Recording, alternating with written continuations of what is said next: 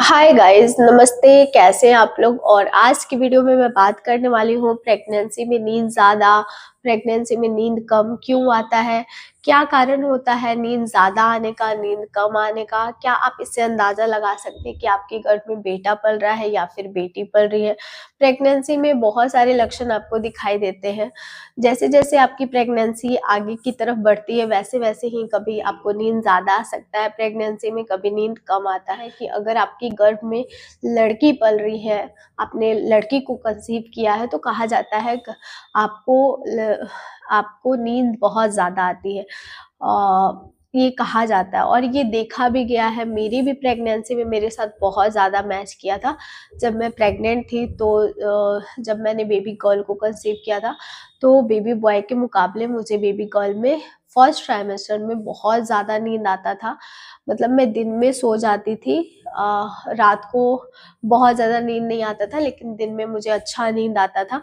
तो आप देखिए, अगर रात को भी आप सो रहे हैं, दिन में भी आप सो रहे हैं, हर टाइम आपको मन कर रहा है रेस्ट करने का, बॉडी में बहुत ज़्यादा थकान लग रहा है, आलस लग रहा है, मतलब एनर्जी नहीं हो पा रहा है, मिल पा रहा है, तो देखिए रेस्ट करना है। लेकिन कहीं न कहीं आपको ये भी समझना है कि आपका डाइट बहुत अच्छा हो, जिससे आप एक्टिव हो सकें। तो अगर आपको देखिए नींद बहुत ज़्यादा आ रही है पहले के मुकाबले, प्रेगनेंसी से पहले आप इतना नहीं सोते थे, लेकिन अभी आप अचानक से बहुत ज़्यादा सोने लगे हैं, दिन भर आपको बेड पे रहने का मन करता है, तो ये एक कारण हो सकता है कि आपने बेबी गर्ल कंसीव की है। जंक फूड खा रहे हैं, अनहेल्दी चीज़ें खा रहे हैं, जिसकी वजह से बच्चे को अच्छे से जो चाहिए मिनरल्स, फॉलिक, फाइबर, ये सब नहीं मिल पा रहा है, जिस कंडीशन में आपको नींद नहीं आता है और आपके हाथों और पैरों में स्वेलिंग भी होती है। तो देखिए, प्रेगनेंसी में सबसे ज़्यादा ज़रूरी है कि आपकी बॉडी में पानी की मात्रा बहुत ज़्यादा अच्छी रहे।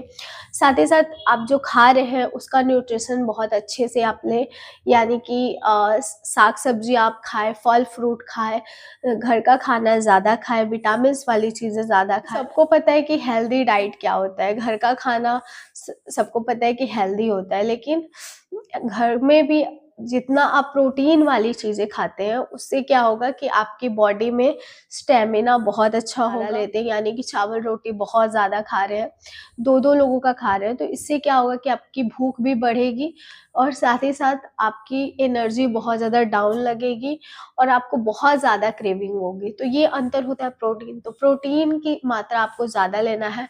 कार्बोहाइड्रेट यानी कि चावल रोटी आप जितना खा रहे हैं उतना ही खाएँ। ये नहीं कि आप प्रेग्नेंट हैं तो 2 लोगों का खाना खाना है, जैसे कि हमारे बूढ़े-बुज़ुर्ग बोल कर गए हैं। तो ऐसा मत करें, क्योंकि इसका नुकसान बहुत ज़्यादा हो सकता है। इग्नोर कीजिएगा गाइज़, थोड़ी-सी ना मुझे जुकाम हो रखा है, बहुत दिन से चला आ रहा है, तो ठीक ही नहीं हो पा रहा है। तो इसलिए अभी बीच में इतना वीडियोज़ गैपिंग हो रहा है मेरा, क्योंकि मेरी एक्चुअली में तबीयत ठीक नहीं रह रही है। तो आपको थोड़ा-सा आवाज़ से समझ आ रहा होगा, थोड़ा-सा आवाज़ मेरा चेंज हो गया है अभी। और बहुत ज़्यादा जुकाम हो रखा है। दवाइयाँ भी ले रहे हैं, लेकिन कुछ काम नहीं कर रहने लगती है। तो ऐसा होता है कि आपको नींद नहीं आती है इस टाइम पे, क्योंकि जभी भी आप सोते हैं तो आपको सबसे ज़्यादा जो प्रॉब्लम आता है, आपको यूरिन पास करना बहुत मतलब बारी-बारी आपको यूरिन लगता है। तो ये सबसे बड़ा कारण होता है आपका नींद खराब होने का। लेकिन आप ट्राई कीजिए कि अगर आपका रात को नींद नहीं हो पा रहा है, तो आप दिन में 1-2 घंटे का रेस्ट ज़रूर लीजिए, ताकि आपका जो साइकिल है 8-9 घंटे का वो कंप्लीट हो जाए, आपकी प्रेगनेंसी हेल्दी जाएगी। देखिए, अगर आपका रात का नींद नहीं हो पाता है ना, तो दिन में आपको किसी भी चीज़ में मन नहीं लगता है। साथ ही साथ आप कोई भी काम करेंगे तो उसमें आपका मन नहीं लगेगा। आपका फिज़िकल हेल्थ भी खराब लगेगा, मेंटल हेल्थ भी खराब लगेगा। तो रात को नींद लेना बहुत ज़्यादा ज़रूरी है। कम से कम 8-9 घंटे की नींद आपको प्रेगनेंसी में लेना है। उसके साथ-साथ अपने डाइट पे भी अच्छा ध्यान देना है।